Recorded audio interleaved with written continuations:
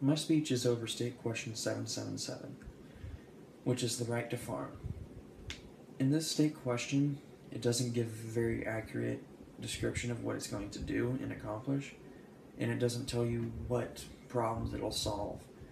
It's just a rough description of what it's going to apply to. It doesn't really give you any detail about how it's going to help small farmers and ranchers, which is what it's promoting.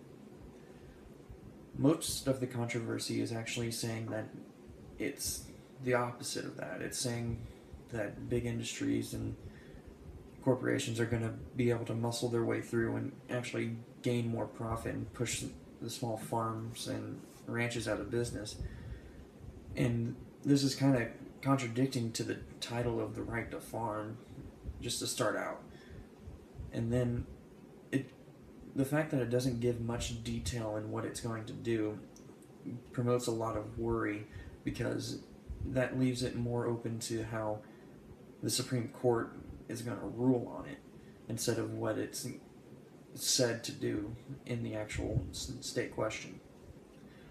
It gives a little information on what it's going to apply to, but it's in the long run, what it's mainly said to do is protect the farmers in Oklahoma from being bombarded with more laws, which seems good, but if you really think about it, it's more protecting the industries, the big businesses, and how they can get away with more. They don't have to apply themselves to animal cruelty laws or quality of food and water. So it's very hard to tell what will happen if it passes. One thing that is brought up is by the Kirkpatrick Foundation, and it states that with this law, if it's passed, it'll end up making it harder for big corporations to be limited to qualities, as in, like, they don't have a certain standard that they have to uphold with how good the water is or how good the food products that they produce are. I'd say it's safe to say that most of you have seen these signs around, but why is there so much money being put into this? It doesn't make sense to have such a short description, but a large amount of money put into a project this big. The state question is actually referring to agricultural equipment, but there seem to be no limitations on it as it is anyways. In fact, the Tulsa World states that there's no pressing problems that this law is going to solve, and that it can actually create problems.